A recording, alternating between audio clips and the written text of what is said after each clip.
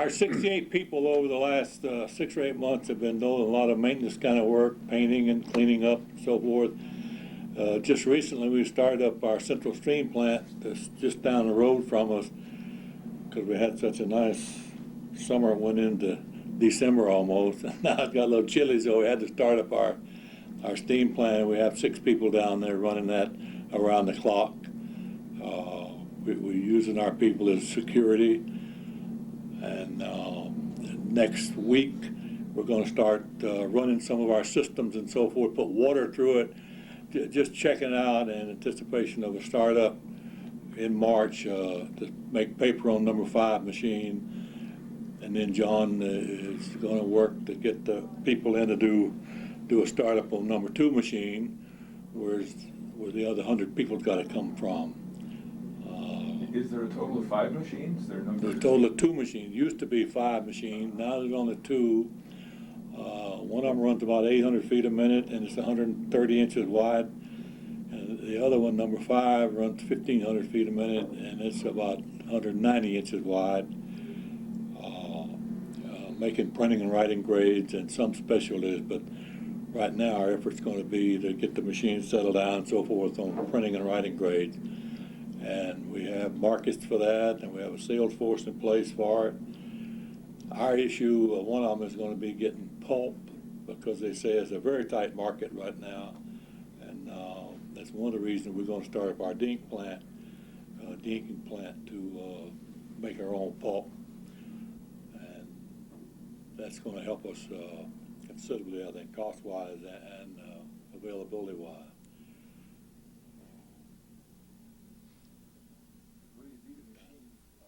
Huge.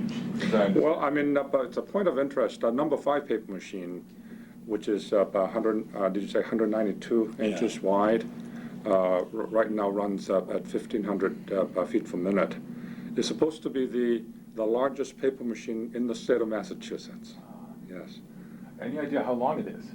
100 yard. Football field. Yes. Football Yeah. field, right? Yeah. Yeah. Well, we'll be going over there. Yeah, as paper machines go, it's not a big machine in today's modern terms, but it's a relatively old machine, and like I say, it is the largest paper machine in the state of Massachusetts. Yeah. And I might add, when that was put in back in 1926, that was one of the largest machines in the country. Yeah. But nowadays, we have machines in the world, and the United States is twice that wide, 4 times as fast, and all this kind of stuff. And but it's a good machine for us. Okay. For what we will be using it for. We would not be able to use a machine that is larger than that for the kinds of products that we would be eventually be making, which would be the specialty type grades.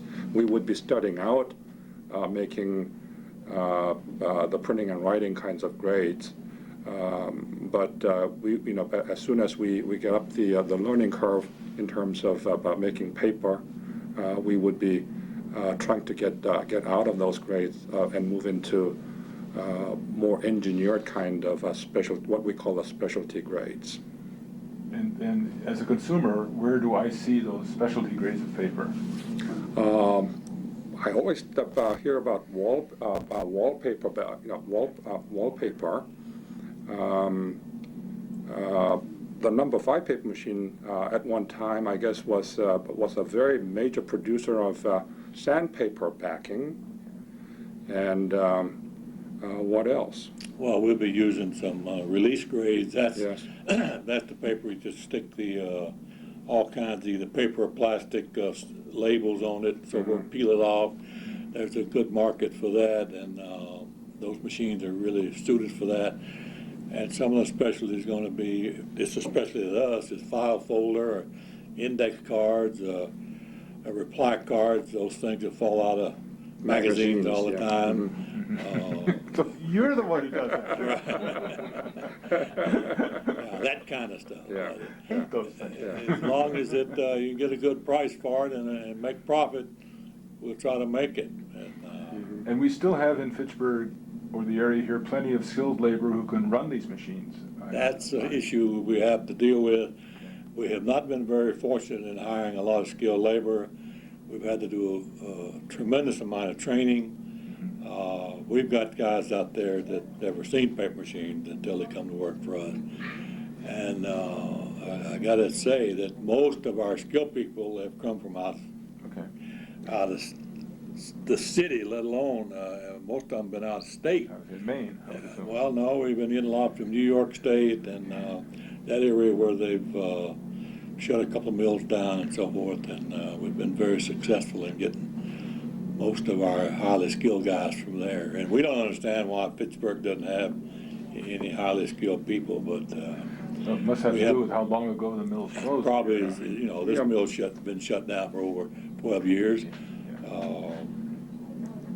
And the other mills are all most of them are retired, I imagine. And so we'd like to have some good experienced paper makers, and hey, if you're looking, come on down. Yeah, that's right. We'll hire you in a minute. And so. Okay. Okay, we'll go to the plant now and, All right. and take a look at this. Yeah, we'd like you to take a look at what we got down there. We're pretty proud of the machines, and that, especially it's a brand new de-inking plant. We got over $150 million in it, and it's state of the art. And we made the best de-ink pulp in the market when we shut down. But all of the bankruptcies and all this from all these various companies has caused us quite a bit of heartburn, but we're very excited about getting started back up and having people come aboard, and let's get going as a good industry for Pittsburgh. The facility that we're about to go into is our recycled de-ink plant, where we actually convert waste paper from the community as well as far as Boston and Chicago into pulp. It's about a 400-ton-a-day process. The room behind you is called our DCS control room. It's basically the entire de-ink plant and all its equipment that you'll see is controlled and run through computers at this station. We're basically starting halfway through the de-ink process just to save legwork, if you will. Basically, the flow of the stock through cleaners, and we'll see a few of them on the way through, comes up the left side, all the way from a mezzanine to the main operating floor to a basement, through cleaners, kneaders, which we can talk more about those, filtration units, flotation save-alls, then basically is stored at a high density in a tower, about 10 to 12% consistency. At that point in time, then it will travel down the right side of the machine here, where it is actually formed into a sheet of pulp. And as we move that way, I can show you that. The red equipment on the right are posi-flow cleaners. They take dirt out and specks out that is heavier than the pulp fiber. There are several thousand cleaners in the de-ink plant. Some of them designed to take out heavyweight material, and some of them designed to take out lightweight material like styrofoam or plastics and so forth. But so there's a lot of cleaners in the mill. Throughout the process, there's various points where you increase the thickness or consistency of the stock for certain process steps, and areas where you actually reduce the consistency and make it very thin. For example, flotation, which actually floats particles of ink off from the surface. The unit on the right is a Hymac twin wire press. It's actually where the sheet of pulp is formed, and then as it moves through a couple of big presses, up to 2,000 psi presses, where you actually wring the water out of the pulp, and then passes through an ABB air dryer. There's 17 passes, and basically it's like an air hockey table where the sheet of pulp floats on a layer of air, 17 passes, and you can see it's probably a couple hundred feet long, and that's to actually dry the pulp sheet itself. The big vessel on your left that you were looking at now, we actually have 8 of those, or 2 passes of 4. They're called PDMs. They're pressurized de-ink modules. They actually have a surfactant or a soap injected to the thin stock slurry and a continuous supply of tiny air bubbles that floats the inks that are on office paper, stickies and so forth to the surface, at which point in time they're rejected and blown to the wastewater treatment plant. This unit is a disperser. It actually mechanically rubs the fiber, the inks particles off from the fiber. It's 2,500 horsepower. To give you a size, the magnitude of the de-ink plant, there's about 32,000 horsepower of energy between equipment and pumps that go into making a clean pulp sheet. This is on the mezzanine looking out over the pulp machine and dryer itself.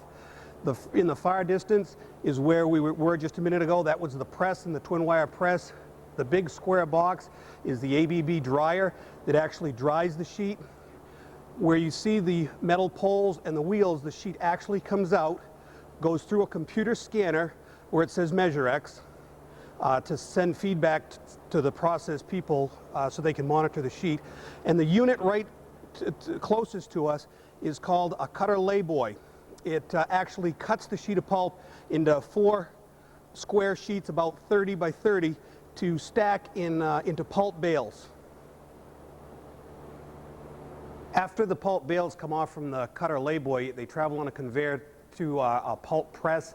It's about a 1,200-ton press that actually compacts the bales, removes a lot of the air out of them. At that point in time, they're going to be conveyed to our wrapper, and we'll actually put a wrapper around them and prepare them for shipment. We're actually standing on the wet end of number 5 paper machine. The unit right to my left is the head box where the stock, slurry, and water actually comes out and is applied to the wire. The white unit down here is the wire. That's where the actual drainage process starts, where you start dewatering the pulp. It goes under a dandy. The dandy is just a wired roll, which gives it a better formation to the outside of the sheet, a smoother finish. And then as we move down the paper machine, the next step will be going into the press section where we actually are wringing out water. As you can see, the machine's approximately 300 feet long. The main components of it, again, are the wet end or the fourdrinier. The next section would be the press section where we actually are wringing out the water. Down by the blue curtains, those are 60-inch dryer cans with about 45 pounds of steam in them, where we start evaporating the remainder water in the sheet. We'll move to a size press where we add a clay coating, to a calendar section where we actually iron the sheet, and then to a reel and a slitter where we slit the sheet into certain rolls. Excuse the clutter, we're doing a lot of maintenance in this area right now. This isn't the way it looks when we run. These 2 rolls are a size press where you actually run the sheet of paper through a pond of water and cooked starch to again enhance the surface characteristics of the sheet. You then have an after dryer section to re-dry the sheet. This is the calendar sack. It has 5 steel rolls. Depending on the density of the sheet or the smoothness specs that are required by the end customer, determines how many nips you actually pass the sheet of paper through. It then moves through our computer scanner, an Accuray scanner, and then is wound up on a reel, preparing itself to be slit at the winder. You're in a room with, this is our receiving area. We receive purchased pulp, and we store right now our own broke rolls here. I'm John Miner. I'm the Human Resources Manager, and this is a roll of broke. Around me, you can see a lot of it. And our business, when you manufacture paper and it fails to meet the customer specifications, we call it broke for broken paper. Of course, if you make too much of this, you go broke. My part of this show that we all are putting on is just to simply explain that Princeton Pulp and Paper Company is now accepting applications for employment. We are going to be able to get back about 87% of our former employees. Of course, there are some that when the Warren Act was implemented and they were laid off, they found other jobs. Not all people will return. And we will have to hire approximately 40 production employees to meet our requirements. And so that's going to be really difficult because we got to do it very quickly. And we just have a month or so to do that. Our wages, our starting wages are $12.26 an hour. That's a very good rate for this area for starting. It makes us very competitive, and we need people who have some prior manufacturing experience. And that's because in a facility, as you've seen on the videotape, so large, so complicated with so much equipment and machines, it's very helpful if they already have developed the skill of respecting that kind of equipment and the size of it. And they also are familiar with OSHA requirements and many of the other safety requirements that we train people in. We've been very successful at hiring people in this area who have no prior paper-making experience, and they are able to go through our training process and our proficiency demonstration process and move right to the top. In fact, we have a couple of very high performers, success stories, who were hired on March 16th of 1998, and one of them became a machine tender, the other a back tender, about 3 months before we shut down, or we were shut down by the Chapter 11 action. So we have a very effective training program, and I think it's commendable. The education system in the area provides people like that. Of course, these were a couple of hard-charging people. We will be hiring some professional positions, and we are accepting applications. So we want to thank you for coming on our tour of this facility. It's a good resource for Fitchburg, and when we get up and running, it's going to bring some revenues into our community, and I think that we can be proud that we've suffered through this downtime, and we're going to pull this off, and we're going to be successful. Thank you.